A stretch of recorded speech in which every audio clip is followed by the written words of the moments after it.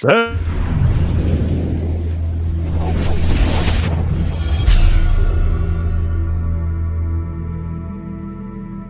Welcome to the Post-Purchase Pro Podcast.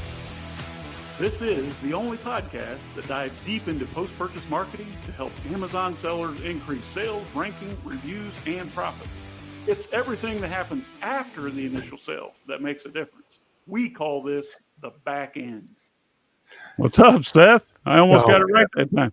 I love it, Shawn. You almost nailed it. So welcome back, guys, to another episode of the Post-Purchase Podcast. Shawn, we're always excited to be here, and we have a special guest today. We had just recorded some content with him, so we have some really interesting topics to talk about. Ian Smith, founder of Evolve Media. Welcome to the show, man. Hey, thanks, guys. Thanks for having me. Yeah, it's going to be a lot of fun here. We have a lot of buttons to push over here. We already have people tuning into the live stream. So, Ian, welcome to the show. Seth and I have prepared lots of questions, and people are going to find out more about who you are, who is Ian of Evolve Media Agency, and why you do what you do, and why we should pay attention. So, we're looking forward to it. Seth, what's your first question? Yeah, Ian, so let's walk back into history a little bit and tell us how and why you created Evolve Media. So create Evolve Media to really focus in on Amazon sellers, because when I was running an agency before, well, I guess before then, me and a couple business partners were selling products online through ClickFunnels. We had a big success with selling some Donald Trump related products way back in 2016. And we were doing pretty well selling it through ClickFunnels. Then we were selling it through Amazon, and ultimately too many cooks were in the kitchen. And so I took a buyout and I left that company and started this agency back in 2017. And originally I was running this agency, building ClickFunnels and running Facebook ads. And a lot of my clients were Amazon sellers. We were doing a lot of off Amazon marketing stuff for their like Shopify stores. And they kept on asking me, Ian, I want to build my Amazon business. Can you drive traffic to my Amazon store? Can we build funnels for Amazon? And I was like, well, we can, but we're not going to be able to track conversions. Like, we'll have no idea how our Facebook ads are performing if we're driving them straight to Amazon product pages. And so I just was like, all right, we'll do it. We'll test it out. We'll see how it goes. So we started testing it. More and more clients were demanding that I figure out strategies on how to drive traffic to their Amazon product pages. So I just was like, you know what? There's a lot of demand for this. So I'm just going to go all in on Amazon sellers and create and really refine a lot of strategies around marketing on Amazon. And over time, what I really found is that the Amazon product detail page is the foundation of the entire business. So if you can get your conversion rate as high as possible on your product detail page, all the other dominoes fall. Everything else just falls into place. Your PPC ads become profitable. Your off Amazon ads become profitable. Your organic ranking is better. You separate yourself from your competition. And overall, you can scale your business a lot better if you just focus on the one thing of increasing the conversion rate on your Amazon product detail pages and storefront and stuff like that. I love it, Ian. So you went from selling Trump paraphernalia in 2016, and so before we jump into how you make that obvious switch from ClickFunnels to Amazon, are we going back into Trump business for 2024? Because I heard Donald threw his name in the hat again. No, so back then there was like no restrictions for political ads. Like, you could spend some serious money on Facebook, Google, like all the different ad platforms, and they didn't care if it was politics related. Now, Facebook, pretty much every platform does not want you to run political ads. I don't even think Amazon lets you run PPC political ads. So like everybody just kind of smashed that down. So no, I'm not really trying to get back into the political business at all. Okay, fair enough. So maybe you can answer this question then for me, Ian. Why are conversion rates so important on Amazon today? So like I said, everything just falls into place. If you're launching a new product, the honeymoon period is real and it really does help you. So if you invest the dollars into making your product detail page as high as converting as possible, you can't always get a ton of reviews right out the gate. You can do the Vine program and you can do some other strategies to get reviews. But reviews aside, controlling what you can control are the product photos, the the main images and the A+ content, and then the video on the listing. And you can put multiple videos down in the video slider. You can run sponsored video ads, and show up in the search results and grab more attention by doing things like that. But ultimately, having your A+ content section built out with actual text in it, along with the large images. And we like to go with the large, like, rectangle images. That's kind of like our main go-to image. And then also having at least 5 or 6 main images designed in the top left of the listing, and then putting a video there, or multiple videos if possible, but getting it completely keyword optimized, with the title, the bullet points, the A+ content as far as copy goes, and then with the images, getting those infographics with a bunch of sales copy, and just as best as possible. And if you're just launching a new product, you may not know what features and benefits to really talk about. So what we recommend is, like, look at your competitors, look at their reviews, see what people are talking negatively about for your competitors, see what they're talking positively about, look at the frequently asked questions on your other competitors' listings, and address those points in your infographic images. Because a lot of shoppers these days, they're not reading bullet points. They're not even really reading much copy in the A+ content. They're really just looking at images, maybe watching a video or two, and making their buying decision based on that, if they want to buy your product or keep going to another listing. Totally agree. Yeah. So Ian, we'll have clients come to us sometimes, or potential clients, and say, "Can you help me?" And remember, the only thing that we do is follow up with their customers for them using email marketing, right? And so we look at their listing and like, okay, well, can you save my business? I don't have any sales. And it's like, okay, well, your images aren't great. Your bullets aren't like, it's just features. There's no benefits. Your review, you have a 3-star rating, so your conversion is horrible. That's why you have no sales. I can't help you by following up with your non-existent customers. So Ian, what you're speaking about is dead on accurate. So when you're looking at an Amazon listing, you already kind of alluded to it.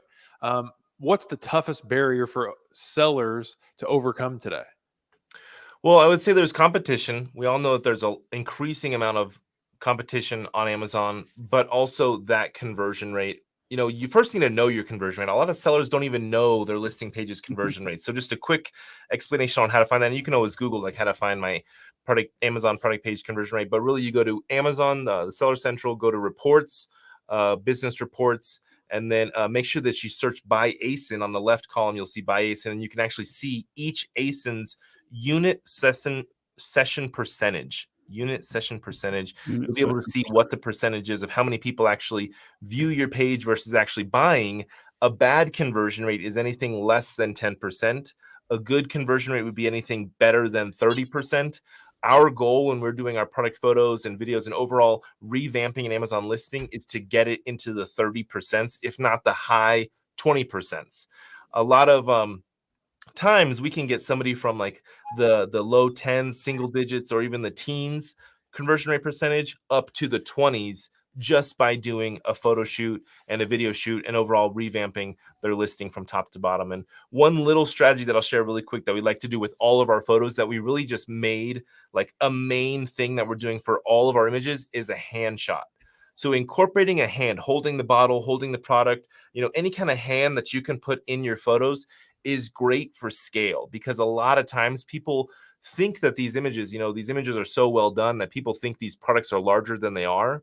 So you put a hand in there, and it's going to really help people set that scale without having to put, like, little measurements and things like that.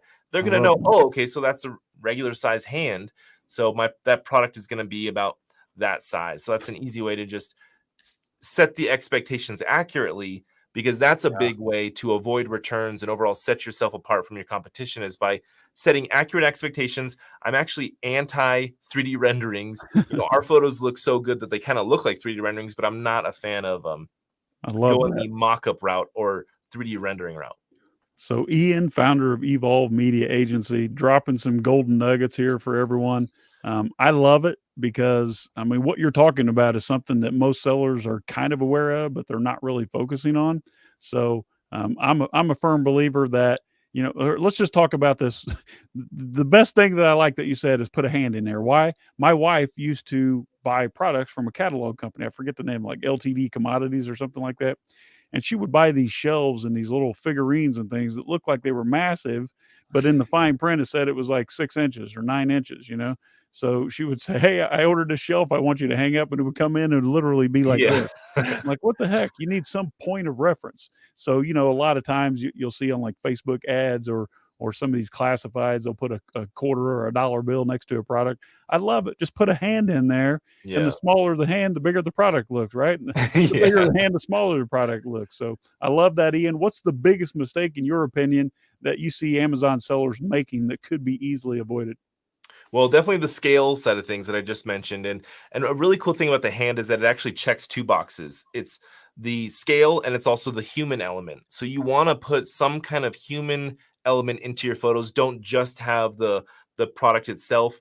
Even if you use, and I'm not a fan of stock photos, but even if you have to use stock photos to bring in that human element to your product photos, then do it. I mean, ultimately, the most ideal way would be to hire actors and have them holding your product. Don't try to Photoshop your product into a stock photo because the scale comes off. Like I've seen it so many times that like somebody will be holding a bottle in a stock photo and it's like tiny in their hand, but the bottle is huge. So they're kind of like cutting the That product short. works on Tinder, right? But not so much on Yeah. Amazon. Yeah. So it's like, a mistake that sellers making are photoshopping products into stock photos, overusing stock photos, not using enough realistic photos. I mean, these photos don't have to be super polished and super professionally shot. I mean, ours definitely are. We try our best to be professional, but sometimes the more amateur, the more unprofessional the photo is, the better it's going to convert because it comes across as more trustworthy. A lot of people will go to the reviews section to look at the photos in the reviews because they know that's not ultra touched up. That's not going to be perfectly polished. That's going to actually be a more accurate representation of what they're going to get versus what may be the other photos on the listing. So just try and be as accurate as you can with your photos, with your videos, even if it's unprofessional. And then also don't avoid or do have people in your photos, and ideally social proof type of photos where you have people holding like a variety of people. If you had like a grid of like 3x4 or something like that, like anywhere from I like love it. 6, 9, or 12 photos of people holding up the products, all different ages, genders, races, ethnicities, all that kind of stuff. Have a variety of people holding up your product because you can have like one big image in your A+ content that's dedicated to social proof. I And you love can it. say some things that are allowed with Amazon, like proud to have 1 million+ customers, or proud to now, and then you have like a grid of multiple people in there. So social proof is really big. Definitely don't avoid getting that. Seth is salivating over there because you're speaking his language. He always talks about enter the conversation that your customers already having inside their own mind. And you're talking about not bait and switch, like to set expectations. Sure, Yeah. you could force some sales and drive some transactions by manipulating or bait and switching. But if you're just honest and you show exactly what to expect when they receive the product, then I think that goes a long way, doesn't it, Seth? Yeah, and actually the accuracy conversation is so true. So Ian, if you go to Nike.com and you look at all their shoes, they look incredible. It's like, wow, I'd put any of these shoes on my feet. But then if you go look at the same shoe on Zappos.com, it's like, these shoes are ugly. What the heck? But it's the Yeah. same shoe, but Nike's amazing at making it look amazing. And then Zappos shows you what it's actually going to look like. So you're exactly right. I've sent back so many shoes to Nike because they kind of tricked me, right? Yeah, So and nobody benefits when you have a return. The shopper doesn't want to return. I mean, I hate having to return a product. The seller, depending on the product, that may just be trash. Like you can't even resell it. yep. So set the expectations accurately so that you can avoid returns. Obviously, Amazon doesn't want returns, and if you have a higher return percentage than your competition, well, that's probably going to affect your ranking. Who knows if it does, though? I think that you're right on it. So Shawn, let's talk about a case study that Ian's had at your company. Ian, so Evolve Media, you work with Amazon sellers to improve conversion rates. I know you're working on images, but you're also working on the entire listing. So can you talk about a case study of a client that you worked with or a recent win that you've seen? Yeah, so we have one of our most favorite clients is a liquid supplement company. They make all these supplements, but they're liquid form, and they're awesome because they give us a ton of bottles, and I actually love taking their products. Really good tasting supplements. But they for the longest time were the manufacturer, and a lot of brands came to them to private label their stuff and do that. But now this company wants to launch their own brand and sell it directly, as a manufacturer, selling it directly under their own label. And so a lot of their listings were just bad, just very bad. Like the images were just super low res. Like I don't know if you guys know this, but when you take photos, you want to have a white light. You want to have like the whitest light that you can, so it's just neutral. It's not yellow. Where a lot of their photos were like a yellow tint, and it just looks bad. So you want to make sure your color balancing is accurate there. So their conversion rate was not high on a lot of their listings. I mean, we're talking like sub 10 or in the teens as far as conversion rates.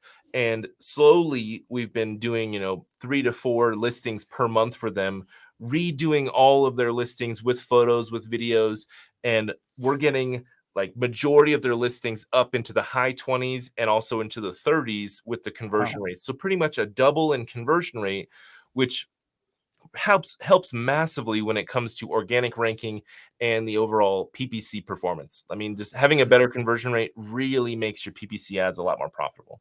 Well, Ian, let's pause there for 1 second, because you mentioned it pre-show, but so if my conversion rate doubles, what happens to my ad spend? Well, every click that I had to pay for is twice as valuable. So my ACoS drops in more than half, because Amazon's going to reward you even more than that, right? So your profitability goes way, way up, even more than you would anticipate. Your ranking goes up. So what you're saying is dead on about conversion rates having, it's like the trickle down effect. It touches everything. When we send an email marketing campaign, if the listing converts better, it's going to make more sales. So I love what you're talking about, Ian. Another thing that happens with the, so the organic ranking increases, right? And your ads perform better, and that's awesome. But you also start to get badges, the whole like Amazon's choice badge and bestseller badges and stuff, because as you start to rank higher, because Amazon knows they're going to convert higher by going to your listing, and those badges are huge for social proof.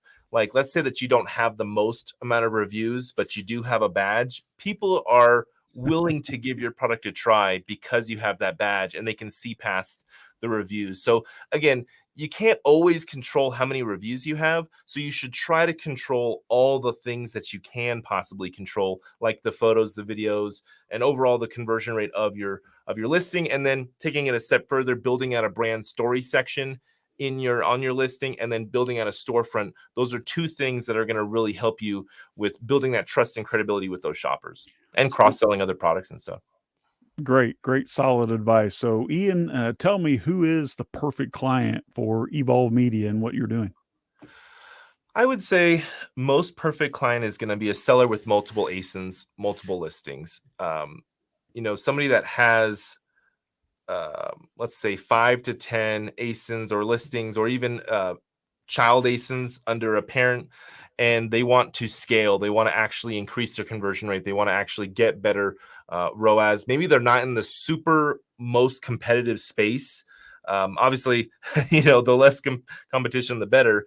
But also if they are a consumable product. So if they have the chance to get a monthly recurring revenue, from their customers that they can come back and buy again over and over and over, that's where they're going to see a massive increase in sales by doing a one-time, listing revamp. Because if we double their conversion rate, now that they got that one-time customer, but now that customer may come back and buy again and again and again. And now that double conversion rate is now bringing in, a customer that orders 3 to 5 times on average, roughly. Okay. Well, it looks like Muhammad loves what you're talking about here. Looks like he's calling in from a hospital or something. So Muhammad says, great. Seth?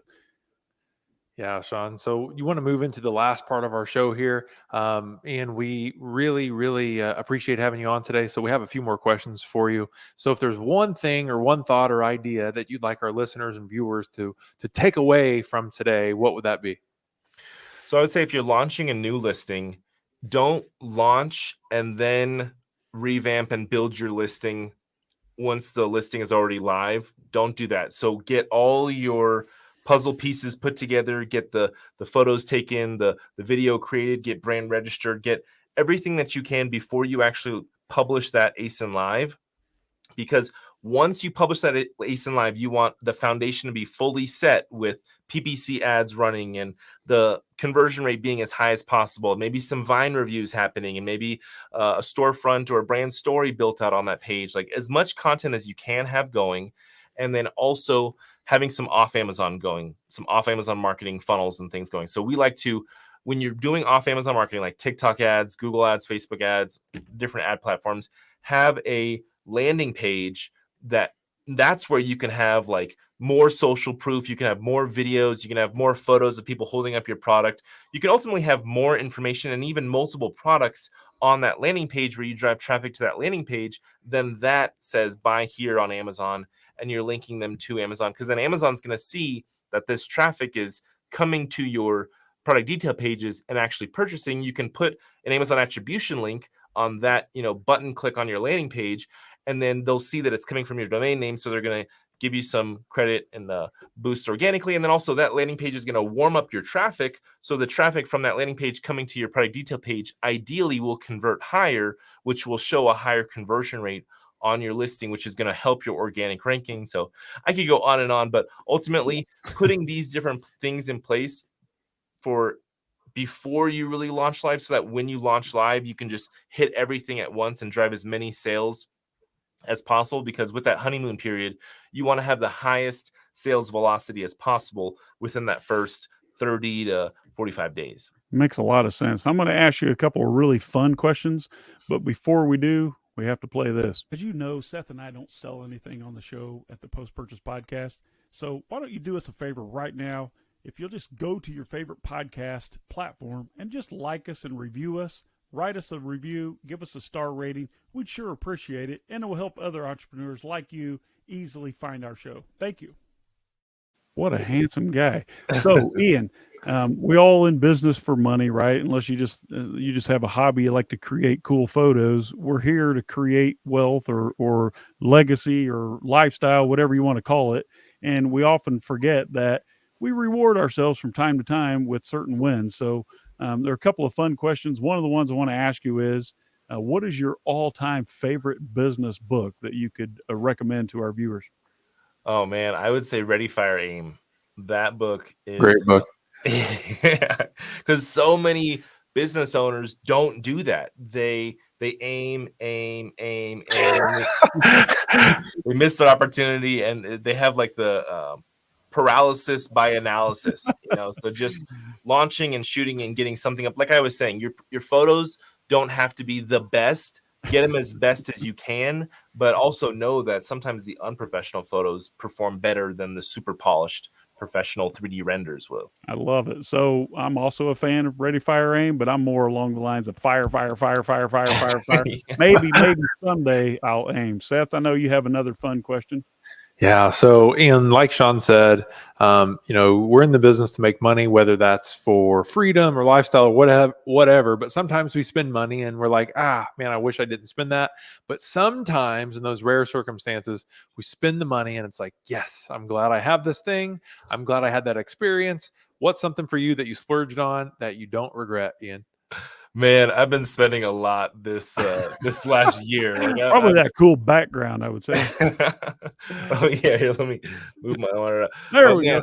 So one purchase was I bought a new Polaris ATV, so that was about $15,000. But it's fun, and it's something I've been wanting for a while, and it's just like such a fun toy. Then soon after I got that, I wanted a dirt bike, so I was like, okay, well, the ATV and the dirt bike. What color of dirt bike did you get? It's a blue. It's a Yamaha. Okay, you got Yamaha. So that's the KTM. My family are Honda, so all right. Okay, yeah. So I got the Yamaha 450. Okay. So that was a splurge. I bought a camper earlier this year because I want to go camping and play with these toys and stuff. And then I recently bought a steam tent, which wasn't too expensive, but it's just a fun little this little box that you get in. It just fills full of steam. I've seen it on Alibaba. It looks hilarious. Clears out the sinuses really good. And then I do a lot of cold plunge, like cold water treatment stuff. Nice. So I'll bounce back and forth between those. But brave man. Yeah. So you have a lot of toys over there. So That's great. So we really appreciate you taking the time out of your day to share some of these strategies and these golden nuggets with our audience on the Post Purchase Podcast. Ian, would love to have you back again. Any final parting words of advice, how folks can reach out to you? I have the email address up on the screen there. How would you like folks to engage with Evolve Media? Yeah, so I've got a free digital download. So if you want like a checklist that you can kind of look at to see how does my listing stack up against this checklist, it's a massive checklist. Go to amzchecklist.com. Again, amzchecklist.com. If you want to look through our photo portfolio, you can go to emaamz.com. That's an easy way to get to our website, emaamz.com, or you can just go to evolvemediaagency.com. If you book a free call with me, I can do a free audit on your listings. I can give you some free advice on how to take things to the next level, what kind of photos to include. Like, I actually have a YouTube channel. So if you search Ian Smith, Amazon, you'll find my YouTube channel. But one of the videos that I recently made was like all the photos that you need to have on your listing. So one of those photos is like a comparison type of photo, putting hands in your photos. Seth talked about it, but including benefits in your photos and not focusing on the features, because when you talk about the features, you're allowing the shopper to try to connect the dots of like, how does this feature really impact my life? But the benefit connects the dots for them, so they know, and they don't have to put much calories into thinking, how is this going to actually impact my life? So you want to be very clear and straightforward with how this is going to impact their life by focusing on the benefits. But yeah, got the free checklist, amzchecklist.com. Book a free audit consulting call with me by going to emaamz.com. And I really appreciate you and Seth and Shawn for having me on today. All right. Thanks a lot, man. We'll see you again soon, I hope. Don't go anywhere.